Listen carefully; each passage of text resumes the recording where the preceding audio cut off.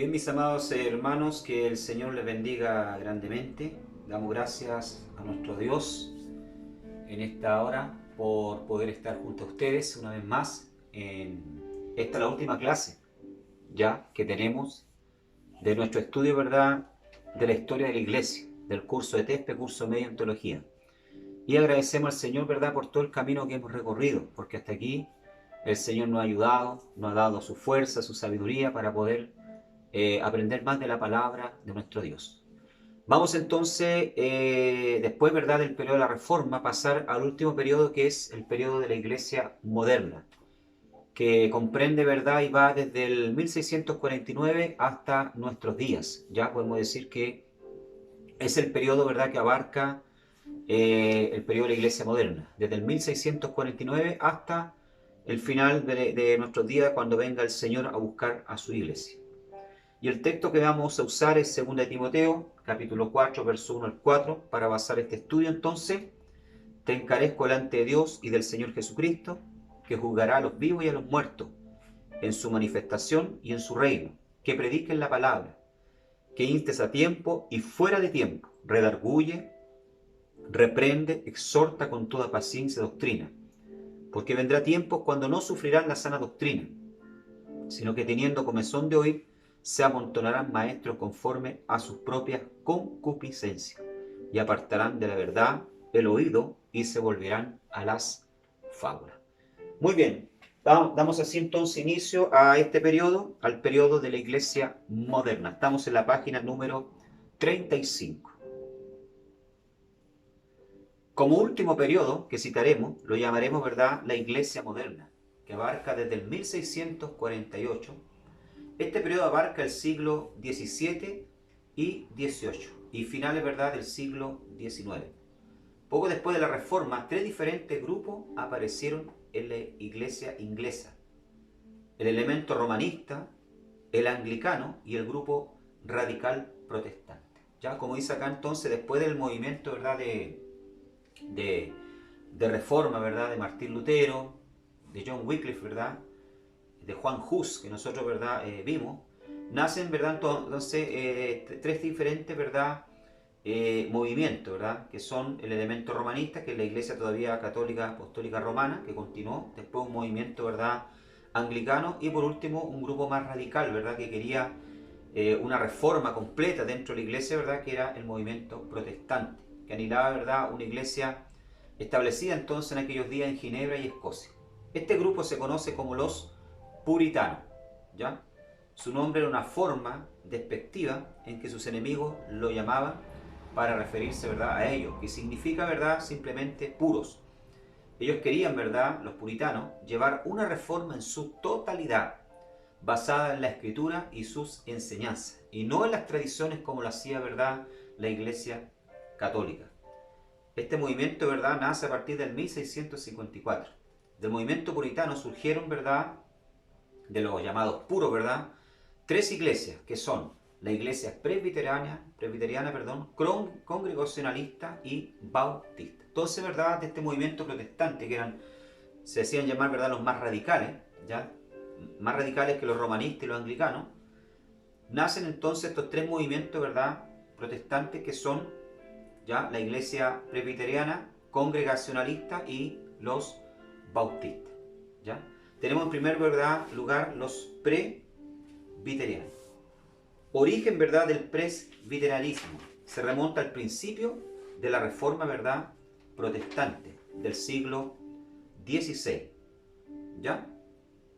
Más precisamente, ¿verdad?, en Suiza y en Escocia. Ya en estos dos países, ¿verdad?, entonces nace este movimiento, ¿verdad?, llamado los presbiterianos, ¿ya?, liderada por personajes como Juan Calvino y Knox, que era discípulo, ¿verdad?, de Juan Calvino.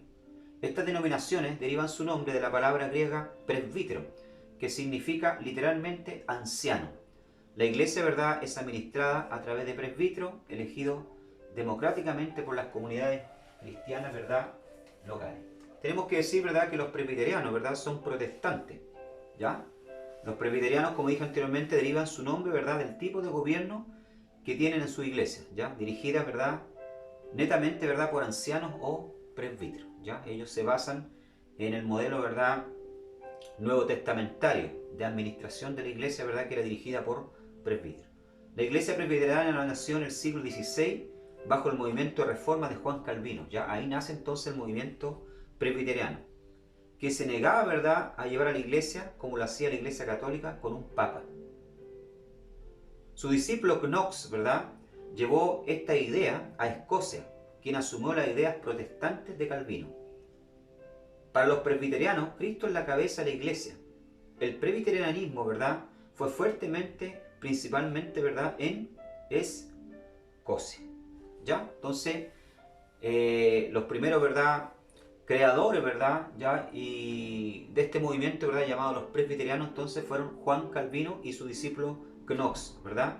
Y como dice acá, ¿verdad?, entonces el movimiento presbiteriano fue fuertemente, ¿verdad?, y fue muy fuerte, ¿verdad?, ya se movió muy fuertemente principalmente en Escocia, ¿ya? Entonces, vemos, ¿verdad?, este primer grupo, entonces, que nace, ¿verdad?, ya, a través, ¿verdad?, de la Reforma, que es la iglesia, ¿verdad?, presbiteriana. Y como dije anteriormente, ¿verdad?, uno de los fundadores, ¿verdad?, del movimiento presbiteriano, ¿ya?, de esta iglesia, fue Juan Calvino. Pero vamos a ver un poco acerca de la teología, ¿verdad?, de Juan Calvino. Teología calvinista. En cuanto a la teología, las iglesias presbiterianas se basan en la enseñanza de la Biblia y tienen a Calvino como uno de los comentaristas bíblicos, ¿ya? Calvino, ¿verdad?, fue un teólogo francés muy influyente en la Reforma protestante, ¿ya?, que se desarrolló principalmente, ¿verdad?, en Ginebra, a partir del 1509, ¿verdad?, hasta el 1564. Como el resto de los protestantes, los presbiterianos creen que la salvación es solo por fe y no por obra, y que no debe establecer como doctrina ninguna enseñanza que no esté recogida de forma explícita o implícita en las páginas de la Biblia. ¿Ya? Esto creen, ¿verdad?, todos los presbiterianos, ¿verdad? Ya que la salvación es por fe, ¿ya?, y no por obra. En cuanto es ahí, ¿verdad?, no tenemos problema, porque nosotros también creemos, ¿verdad?, que la salvación es por fe y no por obra.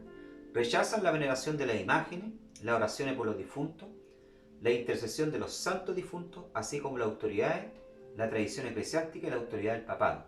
Si bien en algunas denominaciones presbiterianas de algunos países mantienen una relación ecuménica cordial con la iglesia, ¿verdad?, católica, ¿ya? Aún los presbiterianos, ¿verdad?, mantienen en algunos países, ¿verdad?, una amistad, cierta amistad, ¿verdad?, con la iglesia católica, pero rechazan, ¿verdad?, la idolatría, ¿ya?, la adoración de imágenes.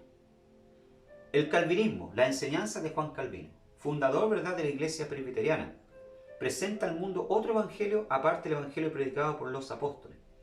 Enseña que antes de la fundación del mundo, Dios eligió o predestinó a cierto número de hombres para vida eterna y cierto número de hombres para condenación, ¿ya?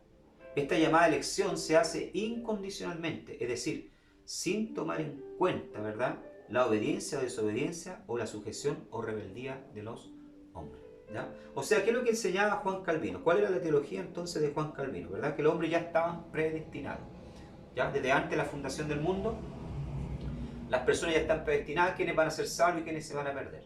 Y no importa, ¿verdad?, si la persona acepta a Cristo como Salvador, hace buena obra, ¿verdad?, sirve al Señor, si él ya está predestinado para perdición, no sirve de nada que él acepte a Cristo.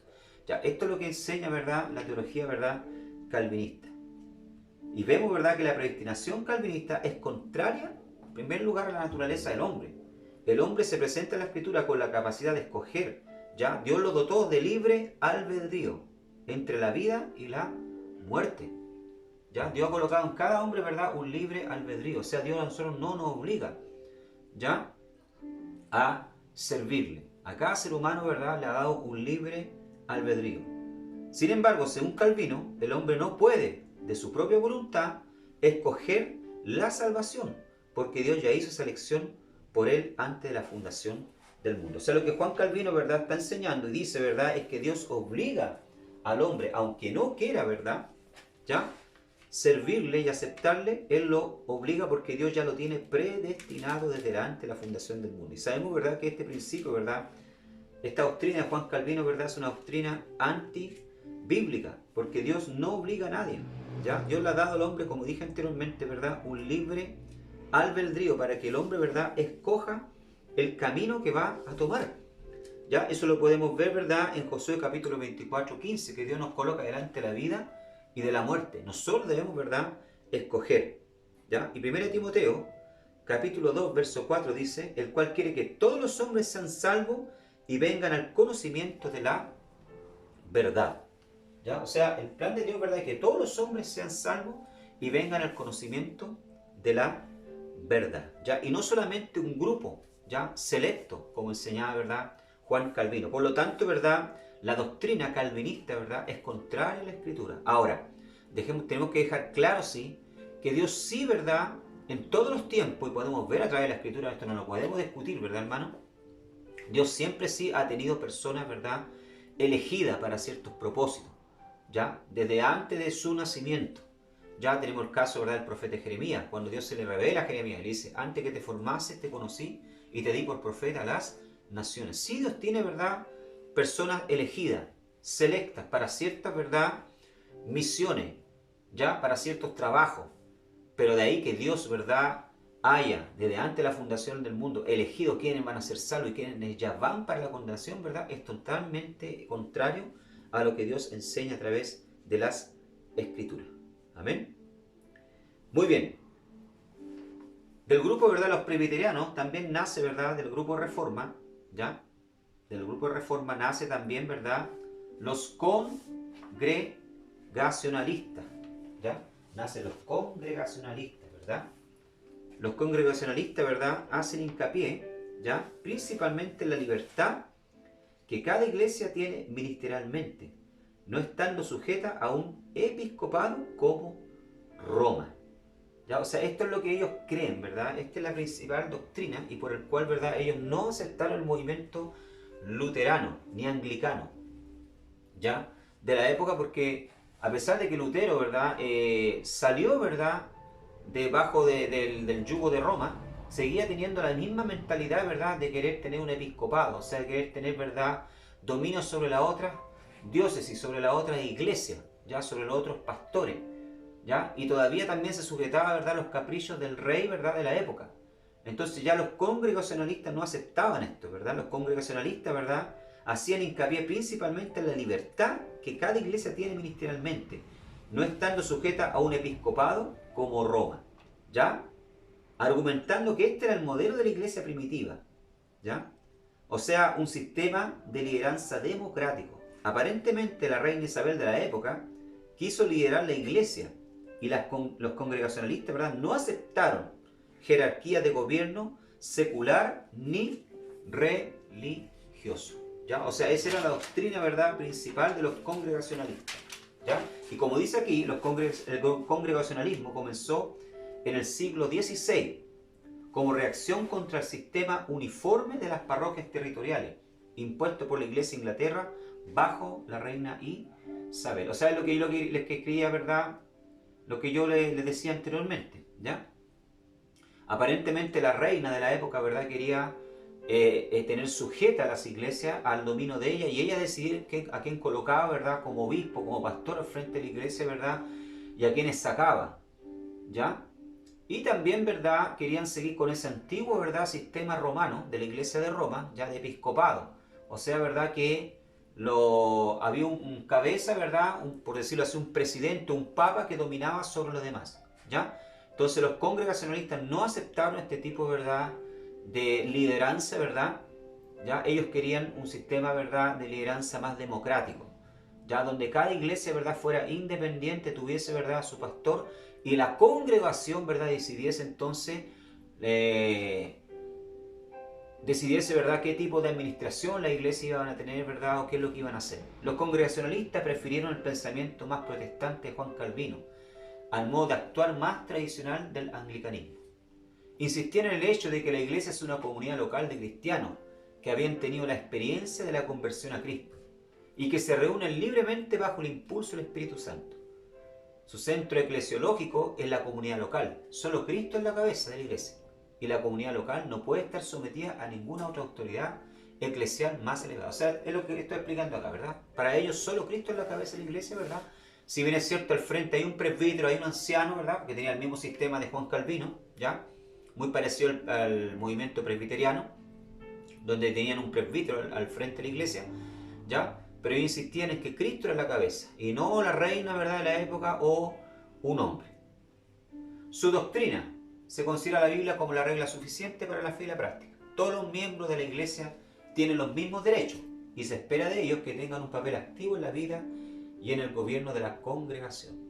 La predicación de la palabra de Dios ha ocupado siempre un lugar eminente en el culto semanal de la comunidad. El bautismo y la cena del Señor, celebrada una o dos veces al mes, se consideran como los sacramentos instituidos por Cristo. Los congregacionalistas han promovido generalmente la libertad de religión y la separación entre la iglesia y el Estado. O sea, ellos siempre han insistido en que la iglesia debe estar separada, ¿verdad?, del Estado, y en esto tienen razón, ¿ya? La iglesia no tiene por qué meterse en asuntos, ¿verdad?, de política o del Estado. Ya vemos lo que pasó, ¿verdad?, en la época medieval con los papas cuando se metieron, ¿verdad?, en asuntos del Estado, y esto trajo, ¿verdad?, también el movimiento de reforma, ¿verdad?, o protestante. Origen: el congregacionalismo floreció en Gran Bretaña y en los Estados Unidos, difundiéndose en las otras áreas del mundo, especialmente donde se habla la lengua inglesa. En el siglo XIX, una porción significativa de la comunidad se separó para formar la Iglesia Unitariana, que creyó necesario rechazar la doctrina de la Trinidad para afirmar la unidad esencial de Dios. Tenemos que decir, ¿verdad?, que los congregacionalistas, hermanos, ¿verdad?, son hoy una iglesia muy grande a través, ¿verdad?, del mundo. En Latinoamérica hay iglesias, ¿verdad?, congregacionalistas que tienen este sistema, ¿verdad?, principalmente en Brasil, ¿ya? Tienen este sistema de administración, ¿verdad?, desde estos días, ¿ya?, desde el siglo XVI. Aún lo mantienen, ¿verdad?, con un presbítero al frente, ¿verdad?, quien dirige la iglesia, pero es la iglesia, ¿verdad?, quien decide, quien toma las decisiones. Y cada iglesia, ¿verdad?, es independiente. Si bien es cierto, se ayudan entre ellas, pero su administración es totalmente independiente, ¿ya? Y si vamos a analizar, ¿verdad?, la iglesia primitiva, tenían un sistema realmente, ¿verdad?, si vamos a analizar bíblicamente, la iglesia primitiva tenía un sistema congregacionalista, ¿ya? No había un pastor presidente, no había, ¿verdad?, un cabeza que dirigía la otra iglesia, sino que cada iglesia era independiente con su pastor, ¿verdad? Sí habían figuras, ¿verdad?, paternalistas como Pablo, ¿verdad?, como el apóstol Pedro, ¿verdad?, a las cuales las congregaciones estaban sujetos, ¿verdad?, y seguían sus directrices, ¿ya? Pero no eran papas, ¿verdad?, ni pastores presidentes, sino que cada iglesia era independiente, ¿verdad?, y se ayudaban mutuamente, una a otra, ¿ya? Bien, del movimiento congregacionalista, ¿verdad?, y presbiteriano nacen también, ¿verdad?, los conocidos bautistas, ¿ya? Estos son más conocidos, ¿verdad?, por nosotros, ¿verdad?, los bautistas, ¿ya? Mundialmente conocidos. En todas partes hay ¿verdad?, iglesia bautista, ¿verdad? ¿Ya? Los bautistas o anabatistas, ¿ya?, son una tercera rama, ¿verdad?, de la reforma, ya que no se unieron ni con los luteranos ni con los calvinistas. Dentro del calvinismo, ¿verdad?, y Lutero, ¿ya?, los niños, ¿verdad?, eran bautizados. Y estas iglesias, ¿verdad?, todavía estaban, ¿verdad?, tanto la calvinista, ¿verdad?, como la luterana, sujeta al Estado, ¿ya? Algunos protestantes, ¿verdad?, no estaban de acuerdo con estos dos aspectos. O sea, ¿verdad?, el movimiento anabatista, ¿verdad?, o bautista nace a partir del momento, ¿ya?, en que la iglesia luterana, ¿ya?, y calvinista, ¿ya?, o presbiteriana, podríamos decir, ¿verdad?, todavía, ¿verdad?, como dije anteriormente, seguían sujetos, ¿verdad?, al Estado, ya, a lo que decía el rey y lo que decidía, ¿verdad?, el rey, ¿ya? Entonces los bautistas o anabatistas, ¿verdad?, no aceptaban este tipo, ¿verdad?, como les dije anteriormente, al igual que los congregacionalistas no aceptaban este tipo de gobierno. Para ellos solamente Cristo era la cabeza.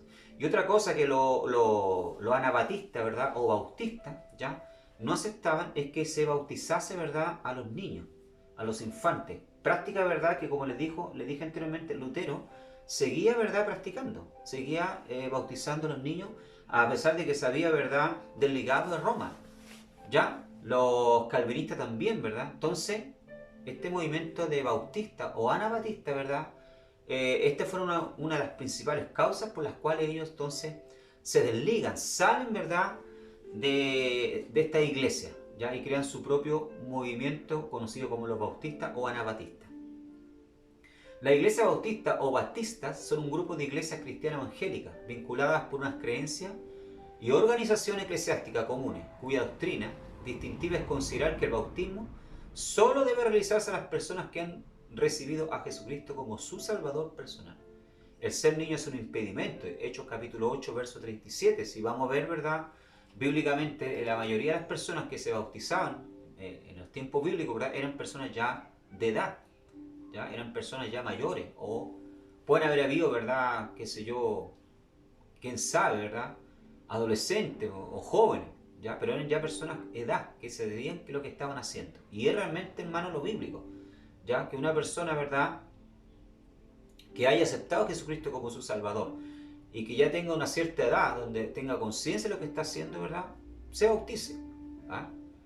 Y que hay que hacerlo por inmersión en agua en vez de por afusión o aspersión. ¿Ya? Entonces, esta era la doctrina como más significativa, como más relevante, ¿verdad?, de los anabatistas, ¿verdad?, el bautismo por inmersión, ya que ellos también no concordaban, ¿ya?, con el tipo de bautismo, ¿verdad?, por aspersión. ¿Ya? En sus comienzos como denominación fueron perseguidos tanto por católicos como por otra iglesia, ¿verdad?, protestante. Incluso muchos fueron muertos, tuvieron que salir arrancando ellos. ¿Ya? Origen del nombre: los bautistas se autodenominaron así, adoptando el apelativo que en un principio fue de desprecio, dirigido a los que tenían apego a las doctrinas originales de Jesucristo y que no aceptaban ningún otro bautismo que no fuese el de personas regeneradas. Doctrina de ellos: no creen en la vigencia del bautismo del Espíritu Santo. Ellos enseñan, cuando el canon de toda la revelación de Dios en el Nuevo Testamento se completó y cuando la iglesia maduró hacia su independencia del judaísmo, el don de lengua cesó junto con los dones de profecía y ciencia, como dice en 1 Corintios 13:8. Enseñan que los dones también fueron temporales, solo para la iglesia de la época, de los apóstoles. Hoy no están también operativos. Bueno, aquí los hermanos bautistas, ¿verdad?, si bien es cierto, yo estoy de acuerdo con ellos en el bautismo, ¿verdad?, por inmersión. Estoy de acuerdo, ¿verdad?, con ellos en que una persona que se bautiza tiene que ser una persona que haya realmente nacido de nuevo, ¿ya? Porque no podemos estar echando a remojar gente, ¿verdad?, que ni siquiera ha aceptado a Cristo como su Salvador. Lo que no concuerdo con ellos, ¿verdad?, es en la ya cesación, ¿verdad?, por decirlo así, ¿verdad?, en el cese de los dones espirituales en estos tiempos. Basado en lo que dice Hebreos 13:8, que Jesucristo es el mismo ayer, hoy y por los siglos, entendemos, ¿verdad?, que Dios sigue siendo el mismo. Dios no ha cambiado en su poder tampoco. Y en Pablo también, en 1 Corintios 12:31, nos insta a buscar los dones mejores, ¿ya? Él nos insta a buscar los dones mejores, ¿ya? Y sabemos, ¿verdad?, nosotros como pentecostales, que Dios sigue bautizando con el Espíritu Santo, sigue sanando. El hecho, ¿verdad?, de que yo no crea en la manifestación de los dones no quiere decir, ¿verdad?, que no están vigentes, ¿ya? Yo no puedo creer en el sol, ¿verdad?, o no puedo creer en el aire porque no lo veo. Pero el hecho de que yo no crea en el aire, ¿verdad?, no quiere decir que el aire no existe. Porque sentimos, ¿verdad?, su influencia. Vemos su influencia, ¿ya? El hecho de que yo no crea en algo no quiere decir, ¿verdad?, que no existe. No puedo decir, ¿verdad?, que no existen los dones si yo nunca he experimentado el don del Espíritu Santo, el toque del Espíritu Santo, ¿ya? Además, ¿verdad?, una religión, hermano, sin la manifestación de los dones espirituales, es una religión, ¿verdad?, muy pobre, muy vacía, ¿ya?, sin vida. Lo que le da, ¿verdad?, vida, ¿ya?, a una religión, a una creencia, ¿verdad?, es la manifestación de los dones espirituales.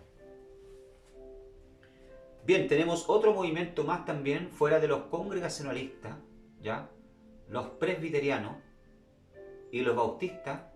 Tenemos los hermanos cuáqueros,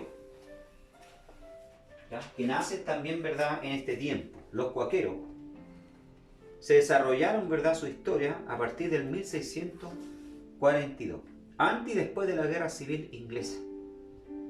Durante este periodo nacieron muchas denominaciones cristianas nuevas, ¿verdad? Un joven, ¿verdad?, llamado John Fox estaba en contra de las enseñanzas de la iglesia tradicional de Inglaterra. Según él recibió, ¿verdad?, una revelación especial de Dios. Él decía que era posible, ¿ya?, tener una experiencia directa con Jesús sin la necesidad de la intervención del clero. Posteriormente, ¿verdad?, viajó por toda Inglaterra y varios países, predicando esta nueva doctrina, sumando así muchos discípulos y dando énfasis en experiencias espirituales. Fox creía, ¿verdad?, que Dios estaba en todas partes y que cualquiera podía predicar la palabra sin la intervención de la iglesia establecida. ¿Ya? Bien, estos son entonces los hermanos, ¿verdad?, cuáqueros, ¿verdad? La sociedad religiosa de los amigos. Eso significa la palabra, ¿verdad? O así se llama, ¿verdad?, el movimiento. ¿Ya? Sociedad religiosa de los amigos. Generalmente conocida como los cuáqueros o amigos. Eso es una comunidad, ¿verdad?, religiosa disidente, fundada en Inglaterra por George Fox, como decía anteriormente, aunque ellos mismos se llamaron amigos. El pueblo lo llamó cuáqueros o tembladores. Eso significa la palabra cuáquero, ¿verdad? Tembladores. Cuáquero significa temblar en inglés, tal vez en alusión a la instrucción dada por George Fox a sus seguidores de temblar en el nombre del Señor. Y también puede corresponder a la experiencia de quienes eran movidos por el Espíritu. Se puede decir, ¿verdad?, que los cuáqueros o amigos de Dios, ¿verdad?, ¿ya?, eran personas, ¿verdad?, muy místicas. ¿Ya? Ellos se basaban mucho en las experiencias espirituales, no tanto, ¿verdad?, la escritura. Si bien es cierto, tenían como base, ¿verdad?, la escritura ellos, pero ellos se basaban mucho en experiencias, ¿verdad?, espirituales, en sueños y cosas así, ¿ya? Como lo hacen muchas denominaciones hoy en día también, ¿ya? Hay muchas denominaciones, ¿verdad?, que le dan más énfasis a las experiencias espirituales, ¿verdad?, que las propias escrituras. Y de ahí también, ¿verdad?, el error, porque de ahí nacen, ¿verdad?, todo tipo, ¿verdad?, de herejía y de contradicciones, ¿ya? Ahí al lado derecho de su pantalla, ¿verdad?, se dice que el creador, ¿verdad?, de la avena Quaker, ¿ya?, era cuáquero, ¿ya? Practicaba, ¿verdad?, era parte de este movimiento, ¿ya? Y inspiró, ¿verdad?, entonces la portada de su caja de avena Quaker, ¿verdad?, en un personaje, ¿verdad?, cuáquero de la época, ¿ya? O amigo de Dios, o de los que tiemblan. Y colocó entonces, usted ve la fama que tuvo, ¿verdad? Pero se dice, ¿verdad?, que él pertenecía, ¿verdad?, a este movimiento protestante de los cuáqueros. Cuenta la historia. Creencias de ellos. Aunque no existe ningún credo oficial para la sociedad religiosa de los amigos, los cuáqueros han expresado por escrito su fe en los denominados testimonios cuáqueros, que forman la base de su fe y de su práctica. Ya lo que decía yo anteriormente, ¿ya? Se basan mucho en experiencia, ¿verdad?, mística, en testimonio, ¿ya? Como lo hacen alguna iglesia hoy en día, ¿verdad?, que todo el culto es puro testimonio, ¿ya? Predican 10 minutos, ¿verdad?, 15 minutos, y lo demás es solamente testimonio. El peligro de basar la fe cristiana solo en testimonio y no en las escrituras. Es un peligro, ¿verdad?, entonces basar nuestra fe solo en testimonio, ¿verdad? Desde los inicios del movimiento, muchos cuáqueros manifestaron su intención de encontrar la verdad y de revivir la experiencia del cristianismo primitivo. Los cuáqueros son dados al misticismo, ¿ya? ¿Por qué es peligroso, hermano? ¿Por qué es peligroso vivir una vida solamente de testimonio y no basado en la escritura? Porque Jeremías capítulo 17, 9, ¿verdad?, dice que engañoso es el corazón y perverso más que todas las cosas. Nuestro corazón, ¿verdad?, es engañoso y nos puede a veces hacer sentir, ¿verdad?, cosas que no son reales, ¿ya? Por eso debemos siempre probar nuestra doctrina, ¿verdad? Nuestras enseñanzas basadas tienen que estar en las escrituras y no en la experiencia, ¿ya? No en la experiencia que hemos tenido, no en los sueños, sino en la escritura.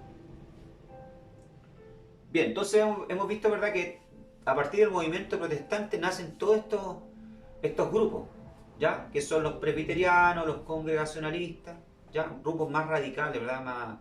Que no estaban de acuerdo, ¿verdad?, como estaban las cosas en la época, sino que querían un cambio radical dentro, ¿verdad?, de la iglesia. Y como no lo hubo, entonces salieron y formaron sus propios grupos, ¿ya? Que son los congregacionalistas, los presbiterianos, los bautistas o anabatistas, ¿verdad?, y los cuáqueros, ¿ya?, o amigos, la sociedad religiosa de los amigos, los que tiemblan, ¿ya? Bien, dentro de todo este movimiento, ¿verdad?, reforma, ¿ya?, y nacen también, ¿verdad?, las misiones mundiales, ¿ya? La iglesia comienza a poner sus ojos, ¿verdad?, hacia los lugares donde todavía no se ha predicado, ¿verdad?, la palabra del Señor. Y nacen, ¿verdad?, entonces así se levantan los primeros, ¿verdad?, hombres de Dios, ¿verdad?, misioneros que llevan la palabra y que se sienten movidos a llevar la palabra del Señor, ¿verdad? A otros continentes, ¿verdad? A otros países, ¿ya? William Carey, ¿verdad? Uno de estos padres, ¿verdad? De las misiones modernas, ¿ya? Conocido como el padre de las misiones modernas, fue William Carey, ¿ya? Nace en Paulsbury, ¿verdad? El 17 de agosto de 1761 en Inglaterra, ¿ya? Y muere el 9 de junio de 1834 en Serampore, ¿verdad? La India. Fue un misionero, ¿verdad? Protestante inglés y ministro bautista, conocido como el padre de las misiones, ¿verdad? Modernas. Carey fue uno de los fundadores de la Sociedad Misionera Bautista, como misionero en la colonia danesa Serampore, en India. Tradujo también la Biblia, ¿verdad?, al bengalí, al sánscrito y a otras lenguas y dialectos. ¿Ya? O sea, fue un gran, ¿verdad?, misionero, este hombre, ¿verdad?, llamado William Carey. Yo lo insto, ¿verdad?, a leer la biografía de él, a ustedes. Cuando tengan la oportunidad, búsquenlo, ¿verdad? La biografía es muy linda. La biografía, ¿verdad?, de William Carey, un hombre muy humilde, ¿ya? Venía de un hogar, ¿verdad?, cristiano, ¿ya? Eh, Trabajó, ¿verdad?, como reparador, ¿verdad?, de zapatos, ¿ya? Como un zapatero, ¿verdad?, que remendaba zapatos durante mucho tiempo. A los 20 años de edad, ¿verdad?, se casa, ¿ya? Y comienza a pastorear una iglesia muy pobre, era tan pobre, hermano, la iglesia que él pastoreaba, que tuvo que seguir, ¿verdad?, el resto de sus días trabajando como zapatero, ¿ya?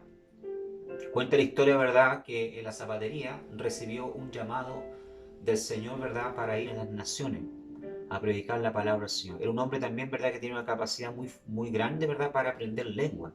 Fíjese usted, ¿verdad?, que ya con 21 años de edad ya dominaba el latín, el griego, el hebreo y el italiano, ¿ya? Danés y francés. O sea, tenía una facilidad muy grande para dominar lengua. Es por eso, ¿verdad?, y esto le ayudó para poder, ¿verdad?, ahí en la India fundar muchos colegios, ¿ya?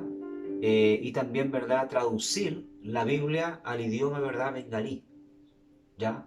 Del lugar donde él estaba trabajando. Biografía: Carey sirvió durante 40 años evangelizando, fundando escuelas y traduciendo la Biblia a diferentes lenguas del país. Se le considera como uno de los grandes del evangelismo y misiones modernas. Desarrolló un plan de misiones y animó a muchos a integrar a dicho trabajo. Antes de salir de Inglaterra fue pastor bautista, dedicó mucho tiempo a la lectura y a los idiomas. A los 21 años de edad, ¿verdad?, ya dominaba el latín, el griego, el hebreo y el italiano. Iniciaba con el danés y el francés. O sea, imagínese usted la capacidad, ¿verdad?, que Dios le dio. Una frase, ¿verdad?, muy conocida de él, ¿verdad?, es la cual él siempre repetía, era esta: espera grandes cosas de Dios y emprende grandes cosas por Dios.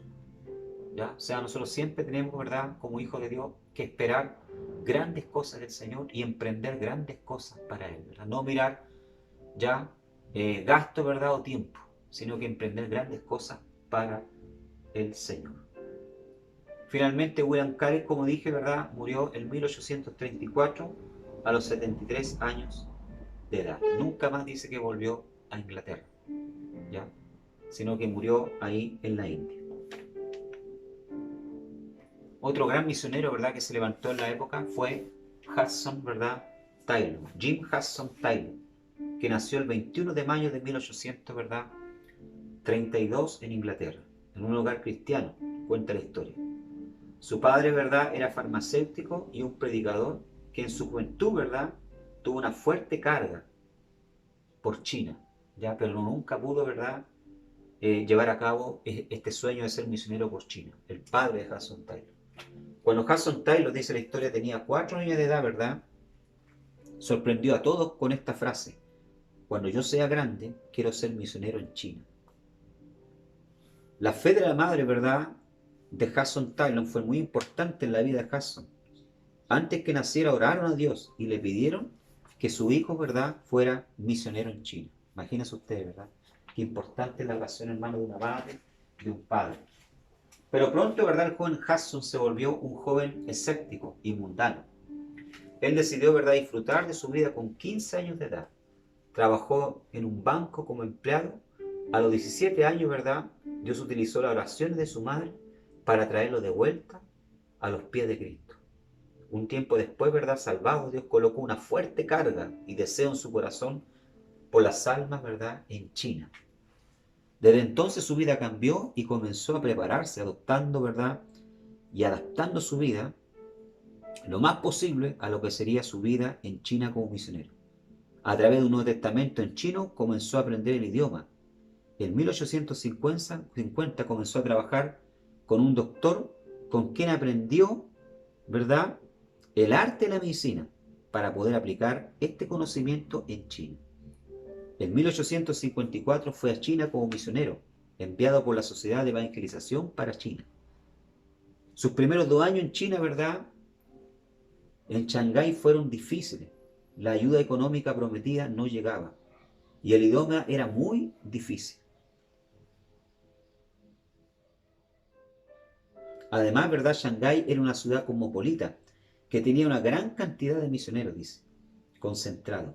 O sea, los misioneros que llegaban allá, ¿verdad?, a Shanghái, a China, ¿verdad?, se quedaban en la capital porque no querían ir al interior, a las misiones. Mientras que para el interior no se predicaba. Hudson, ¿verdad?, toma, ¿verdad?, una decisión radical y comienza a viajar al interior. Y cambia incluso su vestidura por la del país local. Se identifica, ¿verdad?, con la cultura. En 4 años, ¿verdad?, tradujo el Nuevo Testamento a la lengua del pueblo. En 1870, ¿verdad?, su esposa y sus 2 hijos murieron por el cólera. A pesar de las dificultades, él continuó en China estableciendo 250 bases misioneras. Murió en China en 1905. Cuando él murió, habían 18.000 chinos bautizados en la fe en Cristo. O sea, imagínense, hermano, qué gran historia la de este misionero, ¿verdad?, Hudson Taylor. Dice que era un hombre, ¿verdad?, cuenta la historia de mucha oración. Llevaba todas sus necesidades, ¿verdad?, a los pies del Señor. Tenemos también, ¿verdad?, otro gran padre del movimiento y creador del movimiento, ¿verdad?, metodista, John Wesley, fundador, ¿verdad?, de la iglesia metodista. ¿Ya? Fundador de la iglesia metodista, ya, Edward Lincolnshire, Inglaterra, en 1703, en Londres. ¿Ya? Era hijo de un clérigo anglicano, al que siguió ordenándose él, también dice, como sacerdote en 1700, ¿verdad?, 28. Nació el 17 de junio de 1700, ¿verdad?, 3, cuenta la historia, ¿ya?, en la rectoría de Exton, Gran Bretaña. Cursó estudios en el colegio Charterhouse y en Christ's Church, Universidad de Oxford. En 1725 se ordenó como diácono y 3 años después pasó a formar parte del clero de la Iglesia de Inglaterra. En 1729 se trasladó a Oxford como miembro de la junta directora del Lincoln College, donde fundó junto a su hermano Charles el Holy Club, en el que ingresó también George Whitefield, futuro fundador del metodismo calvinista. ¿Ya? Estamos en la página número, ¿verdad?, 40. En 1735 se traslada, dice la historia, a Estados Unidos como misionero anglicano. ¿Ya? Cuenta la historia, ¿verdad?, que este traslado fue muy, ¿verdad?, peligroso ya para él, porque durante el viaje hubo una fuerte tormenta, ¿verdad?, lo cual impactó mucho a John Wesley. ¿Ya? John Wesley en esa época, ¿verdad?, tenía ciertas dudas sobre su salvación. ¿Ya? A pesar, ¿verdad?, de que se había preparado, ¿verdad?, como teólogo para ir a predicarle, ¿verdad?, a los indios, ¿ya?, y apoyar también las colonias de Inglaterra que habían llegado a Norteamérica, ¿verdad?, tenía ciertas dudas con respecto a su salvación. Y este viaje, ¿verdad?, y este casi naufragio, ¿verdad?, lo dejó muy consternado. Durante, ¿verdad?, cuenta, ¿verdad?, que en este viaje conoce a unos alemanes de Moravia, cuya sencilla devoción evangélica le impresionó mucho. Cuenta la historia, ¿verdad?, cuando llegaron ya a puerto, el barco llegó a salvo, ¿verdad?, él le preguntó a estos alemanes, ¿verdad?, cristianos, que por qué ellos no habían, ¿verdad?, tenido miedo, por qué estaban tan serenos, tenían tanta paz. A lo cual, ¿verdad?, los alemanes ya le respondieron a John Wesley, es que nuestra vida está en las manos de Dios. Esto impactó mucho a John Wesley, ¿verdad?, el cual, ¿verdad?, se dio cuenta que todavía no había nacido de nuevo. Comenzó, ¿verdad?, una profunda búsqueda de Dios, ¿verdad?, ya, lo cual finalmente, ¿verdad?, hizo con que él realmente naciera de nuevo, ¿verdad? Y tuviese una experiencia real con Cristo, el cual cambió, ¿verdad? Totalmente y radicalmente su vida. Después, ¿verdad? Su estadía en Norteamérica, predicando junto a los indios, lo cual fue, como dije anteriormente, un fracaso, ¿ya? Regresó a su país en 1738. Y el 24 de mayo, mientras esperaba un encuentro con los mórabos en la calle Aldersgate en Londres, experimentó un despertar religioso que le convenció de que cualquier persona podía alcanzar la salvación solo con tener fe en Jesucristo. En marzo de 1739, Jorge Whitefield, entonces famoso predicador en Bristol, lo llamó para que unieran sus esfuerzos. En un principio, ¿verdad? John Wesley se negó a predicar fuera de la iglesia, pero la entusiasta reacción de la audiencia tras el sermón que pronunció el 2 de abril al aire libre lo convenció de que era la forma más efectiva de llegar a las masas.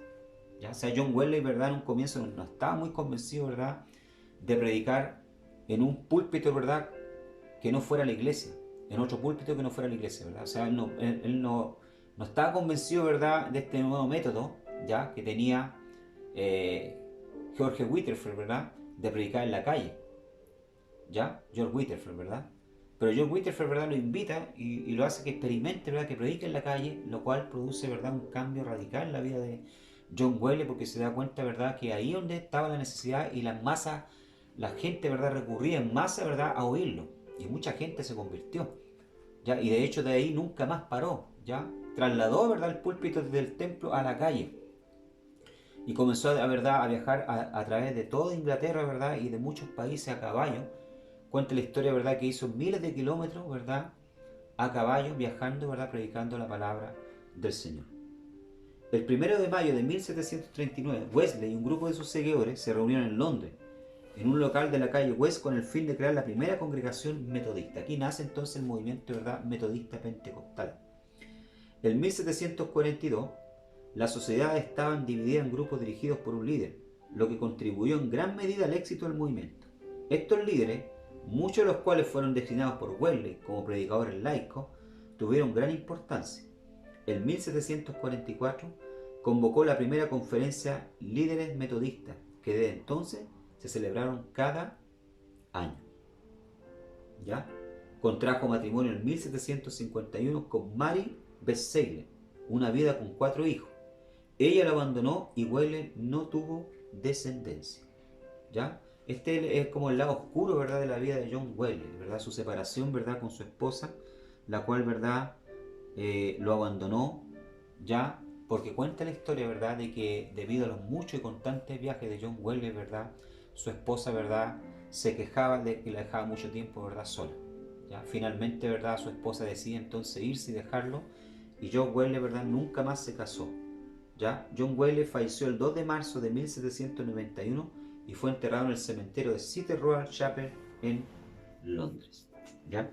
Entonces tenemos estos grandes hombres de Dios, ¿verdad?, que marcaron la historia, ¿ya?, en el siglo XVII, ¿ya?, y XVI, que son, ¿verdad?, John Wesley, ¿verdad? Tenemos también, ¿verdad?, a Hudson Taylor, ¿ya?, y William Carey, ¿ya?, que fueron grandes misioneros. Y por último, para terminar, ¿verdad?, vamos a hablar un poco de la historia de la iglesia moderna en Chile, ¿ya?, en este periodo. Vamos a leer, para hablar un poco acerca de esta historia, ¿verdad?, Mateo capítulo 16, verso 18. Yo también te digo que tú eres Pedro, y sobre esta roca edificaré mi iglesia, y las puertas del Hades no prevalecerán contra ella. Es así, ¿verdad? Es la pura verdad, hermano. Hemos visto a través del tiempo y de la historia, ¿ya?, de todos estos estudios, que a pesar de que Satanás ha hecho de todo para derrumbar la iglesia, ¿verdad?, no ha podido. El Hades no ha prevalecido. Ya el infierno no ha prevalecido, ¿verdad?, contra la iglesia. ¿Ya? Como en casi todos los países sudamericanos, el comienzo de la actividad protestante en Chile estuvo en manos, ¿verdad?, de la sociedad bíblica británica y extranjera. Ya los ingleses tuvieron, ¿verdad?, una gran, ¿verdad?, actividad misionera, hermano, importante. Nosotros lo que a los ingleses, ¿verdad?, y a los estadounidenses le debemos mucho, porque ellos fueron los primeros, ¿verdad?, en enviar misioneros a través, ¿verdad?, del mundo. ¿Ya? Enviaron muchos misioneros, los estadounidenses, ¿verdad?, los ingleses, principalmente la sociedad bíblica, ¿verdad?, británica, Esta sociedad fundada en Londres en los primeros años del siglo pasado ha tenido como fin la difusión de la Biblia en el mundo y a bajo precio, de modo que pudiera ser adquirida por todos. Para ello, la Sociedad Bíblica Británica primero ha empleado el sistema de colpostores, ¿ya? Evangelistas ambulantes que ofrecían literatura bíblica por las calles, aún en los rincones más apartados. O sea, ellos así comenzaron, ¿verdad?, trabajando, ¿ya? Eh, Produciendo, ¿verdad?, literatura, ¿verdad?, a costo cero, ¿ya? Y reclutando entonces estos llamados hombres de colpostores, ¿verdad?, que eran evangelistas, ¿verdad?, personas que ambulantes que ofrecían, ¿verdad?, literatura bíblica gratis muchas veces, ¿verdad? Y también a veces vendían, ¿verdad?, pero a bajo costo, ¿ya? Inicio de la evangelización protestante en Chile. El primer colpostor, ¿verdad?, llegado a Chile fue el inglés Mr. Hammond Thompson en el año 1821 desde Argentina, donde se hallaba como agente de la Sociedad Bíblica Británica y extranjera, ¿ya? Entonces el primero en llegar, ¿verdad?, acá fue ¿verdad?, comportor, ¿verdad?, llamado James Thompson o Mr. James Thompson, ¿ya? Se embarcó en 1816, ¿verdad?, desde la ciudad de Liverpool, rumbo a Sudamérica como misionero, para llevar el mensaje de Dios y como educador, para fundar escuelas públicas e implantar el sistema de educación Lancaster, creado por Joseph Lancaster. ¿Ya? Este sistema consistía en que los alumnos más aventajados actúan como monitores para enseñar a leer y escribir a otros, a los más menos. ¿Ya? O sea, este doctor, ¿verdad?, ¿ya?, o Mr. James Thompson, ya predicador, venía a Latinoamérica, ¿verdad?, no solo a evangelizar, ¿ya?, sino también a enseñarle a leer. ¿Ya? En esa época, ¿verdad?, de 1800, había una gran tasa, hermanos, de analfabetismo, ¿ya? Y principalmente, ¿verdad?, ¿cuánto se llama? Promovido por la Iglesia Católica, porque la Iglesia Católica, ¿verdad?, no quería que el pueblo, ¿verdad?, se educase, quería mantener, ¿verdad?, un pueblo ignorante, porque un pueblo ignorante, hermano, es más fácil de dominar. Entonces había una gran, ¿verdad?, cantidad de gente analfabeta. Y Mr. Hammond Thompson entonces viene desde Inglaterra, ¿verdad?, enviado como misionero, con la finalidad no solo de distribuir, ¿verdad?, literatura cristiana o predicar el evangelio, sino también, ¿verdad?, de, de educar por medio de este sistema, ¿verdad?, conocido como el sistema, ¿verdad?, de Joseph Lancaster, ¿verdad?, que consistía en que los alumnos, ¿verdad?, que sabían leer y tenían más facilidad de leer, ¿verdad?, después pasaban a ayudar a los que tenían menos capacidad. Llegó al puerto argentino de Buenos Aires ya el 6 de octubre de 1818, en el tiempo en que las naciones hispanoamericanas, ¿verdad?, luchaban por su independencia. ¿Ya? O sea, muchos de los países, ¿verdad?, luchaban por la independencia, ¿verdad?, extranjera. Principalmente Chile, ¿verdad?, de la independencia, ¿verdad?, eh, extranjera, ¿verdad?, de España. Estableció muchas escuelas públicas, por eso el Cabildo de Buenos Aires lo nombró director general de escuela en reconocimiento, ¿verdad?, a su labor. O sea, fue un hombre, ¿verdad?, que fundó muchas escuelas, principalmente también acá en Chile, hermano. ¿Ya? Esto la Iglesia Católica no lo cuenta, ¿verdad? Pero fue este hombre, ¿verdad?, el que inició, ¿verdad?, este movimiento acá en Chile para sacar a la gente, ¿verdad?, de, de, de la ignorancia. En 1820, cuenta la historia, fue invitado a Chile por Bernardo Higgins. Se le ofreció 1.200 pesos anuales para que fundara escuelas públicas en Chile. Miren, Thompson aceptó la oferta. Llegó en julio de 1821 a Chile, donde lo recibió el general O'Higgins, imagínense. El gobierno le entregó las instalaciones de la Real Universidad de San Felipe y la habilitó para su nuevo uso. El Nuevo Testamento sirvió como libro de estudio y comenzó a predicar sobre la Biblia, ¿ya?, de Dios en los colegios. Fundó 2 colegios, en Santiago y uno en Valparaíso, durante el periodo del protector de Escuela Domingo Esaguirre. Thompson sufrió discriminación por parte del clero católico por ser protestante. O sea, ahí comenzó, ¿verdad?, entonces la persecución, ¿verdad?, de la Iglesia Católica, porque se llenaron de envidia, ¿verdad?, por el trabajo que él estaba realizando, ¿ya? Y recordemos que ellos dominaban en la época, la Iglesia Católica dominaba en la época y no aceptaban, ¿verdad?, al movimiento protestante. En 1822 el general José de San Martín lo llamó para que aplicara el mismo sistema de educación antes de retirarse a Perú. el 31 de mayo de 1822, O'Higgins le otorgó la ciudadanía chilena por sus aportes. ¿Ya? Entonces este fue el misionero Mr. Thompson. Estamos viendo entonces así cómo fue que comenzó entonces a entrar el evangelio acá en Chile, ya a través de estos hombres. También, ¿verdad? Tenemos el movimiento de la iglesia luterana, ¿ya? Después la sociedad bíblica, la corriente del protestantismo, entró a través de la iglesia luterana, ¿ya? O sea, fueron los primeros, aparte de James Thompson, ¿verdad? Los luteranos fueron los primeros cristianos, ¿verdad? En llegar, ¿verdad? O segundo cristiano en llegar a Chile, ¿ya? En esa época vivía en el país don Bernardo Pilis, ciudadano alemán, quien logró interesar al presidente Pérez Bulnes con sus proyectos de migración alemana con el fin de poblar el sur de Chile austral, ¿ya? La parte sur de Chile, ¿verdad? En la época, hermano, estaba muy descuidada, ¿ya? Y se necesitaba, ¿verdad?, poblar. Había muy poca población chilena. Entonces, se creó, ¿verdad?, a través de Cancillería, ¿ya? Se creó, ¿verdad?, o de la embajada, ¿ya?, un programa para que viniesen, ¿verdad?, colonos de otras partes a poblar, ¿verdad?, el sur de Chile y trabajasen, ¿verdad?, las tierras, más hacia la zona, ¿verdad?, austral. El deseo de comenzar nuevamente unió a los emigrantes alemanes que llegaron a Chile en el siglo XIX. Algunos de ellos decidieron dejar Alemania después de los disturbios de 1848 que ocurrieron allá, ¿verdad?, cuando querían unificar toda Alemania, ¿ya? Y hubieron algunos disturbios, ¿ya? Muchos entonces salieron, ¿verdad?, del país hacia acá, ¿verdad?, hacia Chile. Con la fundación de la primera comunidad evangélica de habla alemana, en 1863 la iglesia empezó a ser parte de esa identidad. La corriente nacionalista en los años 30 llegó también a los protestantes alemanes chilenos. Por eso la iglesia fue nombrada Iglesia Evangélica Alemana en Chile. ¿Ya? Hasta ese momento, ¿verdad?, la iglesia, ¿verdad?, luterana solamente celebraba, ¿verdad?, reuniones en el idioma alemán ahí en el sur. ¿Ya? En 1937, la cercanía a la patria se mostró también en los estatutos. El líder de la iglesia fue nombrado desde Berlín. ¿Ya? O sea, los pastores, ¿verdad?, hasta esa fecha de la iglesia luterana eran nombrados, ¿verdad?, y enviados desde, ¿verdad?, Alemania. Según el Propst Friedrich, ¿verdad?, Karl, existían en 1941 8 parroquias, con 19.000 miembros. En los años siguientes se nota la integración de los alemanes chilenos también en la iglesia.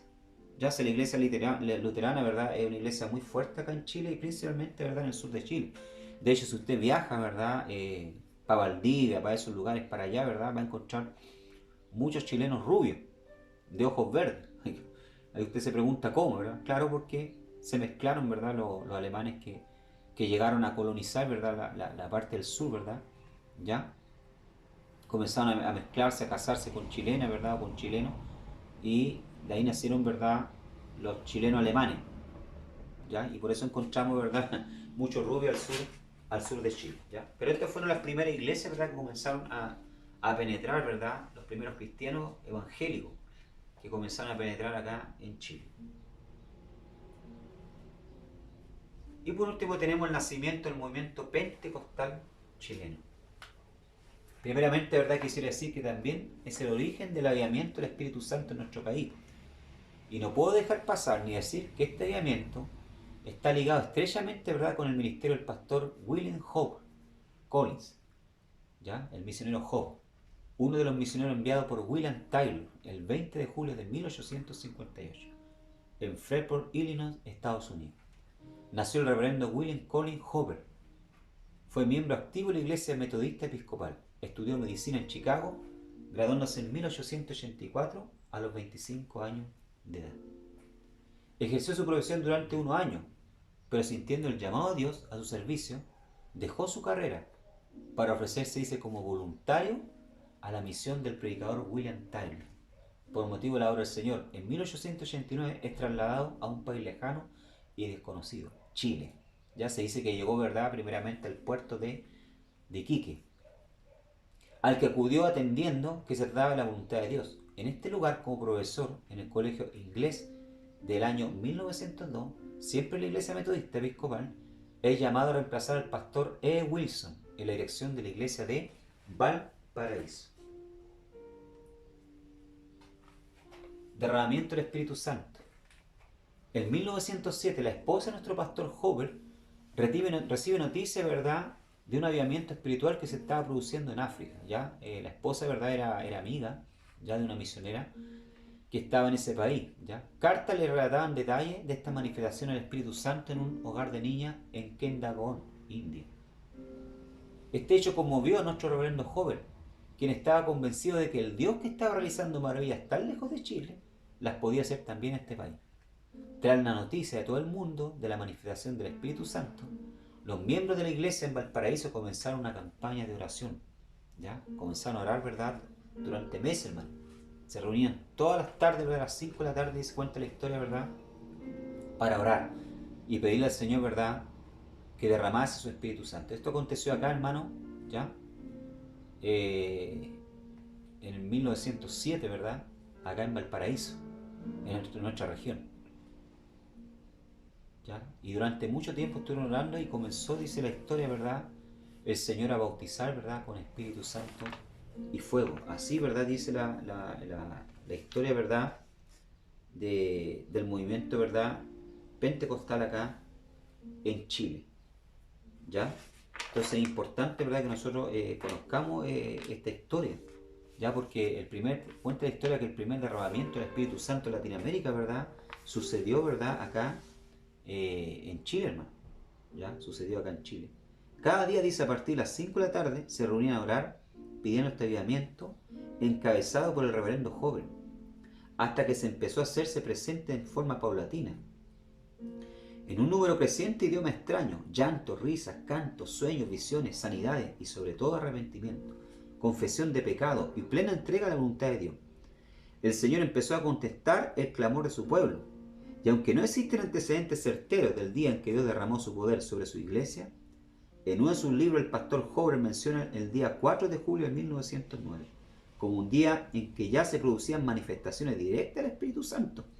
Las congregaciones se sentían impulsadas a comunicar lo que experimentaban y salían a las calles a pregonar a toda voz el Evangelio. ¿Ya? O sea, hubo un gran, ¿verdad?, avivamiento. Y ahí comenzó, ¿verdad?, el movimiento ya de la iglesia pentecostal acá en Chile. ¿Ya? Apartamiento de la iglesia metodista episcopal. Nacimiento de la iglesia metodista pentecostal. En un marco de extrema reverencia, solemnidad y disciplina, la amada iglesia metodista episcopal vio alterada su línea doctrinal, dice, con las manifestaciones de los hermanos de la iglesia en Valparaíso. Tenían frecuentemente durante sus reuniones. ¿Ya? Nuestro pastor joven explicó la situación a sus superiores, los cuales no comprendieron, dice, ni aceptaron estas manifestaciones como obra de Dios, sino como conducta inapropiada, que no correspondían a la imagen de su iglesia. Los pastores instruyeron al reverendo joven para que diera fin al tipo de reuniones que tenía en Valparaíso, específicamente a las manifestaciones ordenadas de los hermanos. Joven no pudo negarse a la manifestación del Espíritu Santo, y al comprender que no sería aceptado en su iglesia, decide renunciar a ella. El día 17 de abril de 1910 lee su carta de renuncia ante la congregación. O sea, se aparte, ¿verdad?, de la iglesia metodista episcopal. Bueno, aquí, ¿verdad?, dice que en un marco de extrema reverencia, solemnidad y disciplina. En realidad no fue así, hermano. Él fue expulsado, ¿verdad?, de muy mala forma de la iglesia metodista episcopal. Y de hecho hace unos 3-4 años atrás, ya de este año, ya creo que fue el 2017 o 18, si no me equivoco, se hizo un Tedeum, ¿verdad?, acá en Valparaíso, justamente en la iglesia metodista episcopal, y se invitó, hermano, ya a los obispos, ¿verdad?, de la iglesia metodista pentecostal, iniciada por el reverendo Hover, ¿verdad?, para hacer un culto, ¿verdad?, de reconciliación, donde la iglesia metodista episcopal le pedía perdón al reverendo Hover, ¿verdad?, y a todos los hermanos metodistas, ¿verdad?, por esta situación que se había dado, ¿verdad?, durante estos años de expulsar al reverendo joven y no entender la visión de lo que Dios estaba haciendo en aquellos días. Es así entonces que nace, ¿verdad?, el movimiento pentecostal en nuestro país, ¿verdad?, movimiento que hasta el día de hoy, gracias al Señor, ¿verdad?, se mantiene, ¿ya?, no con el fervor de la época, pero el Evangelio se esparció, ¿verdad?, a través de Chile, desde Arica a Punta Arenas. Bien, amados hermanos, que el Señor les bendiga grandemente. Agradecemos, ¿verdad?, al Señor por este estudio. Espero que haya sido de gran bendición para ustedes. Les invito a que estudien, ¿verdad?, para que tengan una buena prueba. Y será entonces hasta la próxima materia. Que el Señor les bendiga grandemente.